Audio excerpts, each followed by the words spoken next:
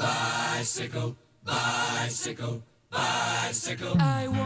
Víðs vegar landið má finna ungmenni sem hittast og hjóla saman undir nafninu Hjólakraftur. Á Egilsstöðum virkur hópur sem hittist á hjólaæfingum 2 í viku.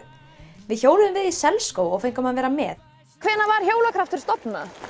Hjólakraftur sjálft líklega 4-5 ára dæmi, en hérna á Egilsstöðum við búin að vera í 3 ár. Ok, og hvað þetta fyrir gamla krakka? Þetta eru frá 11 ára og upp í 18. Og þetta fyrir stelpur og stráka? Já, við myndum gjarnan vilja sjá fleiri stelpur, en í dag þetta bara strákar. Já, og hefur þetta farið vaxandi núna? Eru fleiri krakkar í ár en voru í fyrra eða? Já, þetta fer allt svona hægt og hægt vaxandi. Og stefnan tekið eitthvað ákveðið? Heyrðu, við erum að fara núna í lok júní í Wow Cyclathon með 4 aðila. Ok. Og við höfum farið, þetta í 3. sinn sem við förum með einhverja þangað. Wow Cyclathon fyrir þá sem ekki vita, geturðu sagt mér aðeins frá keppninni? Það sem sagt keppni þar sem hjólað hringinn landið í liðum.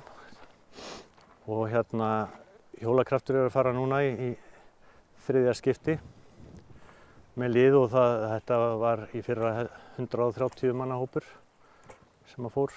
Þannig sameinist þá ykkar Hjólakraftur við önnur hjólakraftlið? Já, við förum öll saman, sem eitt lið. Ok. Og hvað verða margir krakkar með ykkur í ár, í heildina? Það svipaður fjöldi, þetta sé ekki 130 manna hópur, eitthvað svoleiðis. Og hvernig þessu skipt niður? Nú er þetta náttúrulega gríðarleg vegalengd. Hvað eru krakkarnir að hjóla? Þetta eru cirka 10 í liði, og hvert lið það hjólar einn í einu. Það fer svolítið eftir aðstæðum hvort við erum að fara upp eða niður, og svoleiðis 10-15 kílómetra. Það greinilega margt framundan hjá þessum hjólagörpum og óhætt að segja að fjölbreytnin sé mikil í þessu sporti.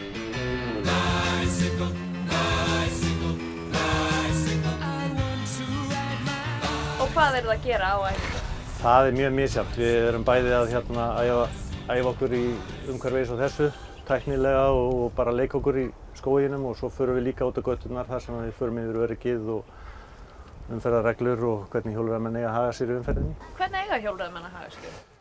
Hjólreiðamenn eiga bara að fara eins og aðrir eftir umferðarreglum, og við erum með ákveðið merki sem við sýnum ef við ætlum að beygja eða stoppa eða þess háttar. Við reynum að hjóla beinni línu og bara vera til fyrirmyndar. Já. Einhver ákveðin staðalbúnaður sem maður þarf að hafa upp á hjólreiðar að gera? Það náttúrulega bara hjálmur og hjól nóg til að koma sér á stað. Svo náttúrulega hægt að missa sig í þessu eins og öllu öðru, í búnaði. En hvenær byrjuðu þið í Hjólakrafti? Fyrir 3 árum. Já, líka ég. Fyrir 2 árum. Ég byrjaði á sama tíma þeir. Og akkur ákveðið að byrja í svona hjólahópi? Mér finnst þetta eitthvað spennandi og mér líka þetta bara mjög vel, þannig að ég bara helt annað. Mér fannst gaman að hjóla. Já, það var kona sem sagði mér að gera það. Já. Mamma mér með þetta svo ég var eiginlega neyddur til þess. Og tilneyddur til að vera með. En eins og hjóla hringinn, hefur einhver eitthvað gert það áður? Já, ég að fara í 3. skipti núna í ár. Okay. Ég að fara í annað. Ég að fara í 1. Ok, og hvernig að hjóla hringinn? Bara þreytt en samt ógeðslega gaman, sko. Borða nóg af giflum. Já. Og hvað hjólið oft í viku? 2. Og notið hjólinn þá bara ekkert meira? Jú, skólan og fótboltavöllinn og fótboltaæfingu líka. Okay. Hjóli í Fellabæ. En hvað er það skemmtilegasta við að mæta á hjólaæfingu? Hjóla. Já, hjóla. Og bara gera eitthvað skemmtilegt. Og einhver svona ákveðin tricks sem ykkur finnst skemmtilegast að gera? Prjóna. Stökkva. Droppa. Stökkva á hverju þá? Bara svona litlum köllum bara. En hvað þarf maður alltaf að muna þegar maður fyrir út að hjóla? Hjálm, vesti, góðir skór, hjólaskapið. Já, hjólaskapið. Og hvernig hjólaskapið? Það alveg til hvað sem þannig að maður nennir þessu. Nenna bara öllu sem maður vill gera og gera það sem maður vill gera. Þarf maður að æfa sig ótrúlega mikið til að verða góður eða er maður bara annarkvort góður eða ekki? Æfa sig. Maður bara æfa sig. Þú þarf bara að nenna sig. Aukaæfingin skapar meistarann, ekki æfingin.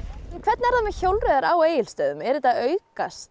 Eða? Já, ég myndi segja að þetta verið klárlega aukast. Bæði náttúrulega Hjólakraftur alveg búin að setja svolítið lífi í þetta, vil ég menna. Og við erum búin að vera í gangi í 2 ár. Svo náttúrulega UIA með hjólreiðakeppnina Tour de Orminn. Og hún er búin að vera í gangi í allt sín 5. ári núna. Og í kringum þetta tvennt vil ég allavega, kýs ég allavega að trúa að hafi orðið svolítið svona stemming og menning. Og svo er náttúrulega líka bara fullt af fólki sem finnst bara, nota þetta hjóla milli staða. En það búið við á einhverjum pínlítilum dásamlegum bæ sem ekkert mál að túra bara milli hjólinu sínu. En Tour de Ormurinn, hvernig keppni er það? Það er þessi hjólreiðakeppni í kringum Lagarfljótið. Ok. Og er bara ógeðslega flott leið, ég vil bara meina þetta sé flottasta hjólaleið á landinu. Og það er 2 vegalengdir, 68 km sem er það bara þessi típiski sunnudagsrúntsringur. Og svo 103 km sem er svona aðeins meira töff, því þá er farið alveg inn að Egilsstöðum í Fljótsdal. Og á mölinni þar er verið að hristast og svo út þá hinum megin og aftur til Egilsstöða. Þannig að, og þarna erum við ótrúlega glöð að sjá að heimamenn hafa alveg tekið svolítið við sér. Og við erum alltaf að sjá fleiri og fleiri sem einhvern veginn svona láta sig hafa það að negla í þessi keppni og hafa gaman að. En hvernig er með eins og útbúnað í svona keppnum að föðvalla á hvernig hjólið sem er? Sko, jú, það er hægt að fara þetta á hvernig hjólið sem er. Það er bara spurning hvað þú vilt hafa gaman að því. Við náttúrulega vorum unglingalandsmótinu í sumar. Þá var græju brautin í skóginum, fjallahjólabraut. Hér eru gaurarnir búin að vera öllum stundum að tæta og trilla. Og svo sér maður alveg pappalan koma hér að taka hring á kvöldin þegar strákarnir er farnir, sko. Þannig að það er líka vaxandi sport, en það er alltaf bara geggjað umhverfi hérna fyrir fjallahjólabraut, sko. Þannig að það er hægt að fara hér upp allt og út allt á fjallahjólum.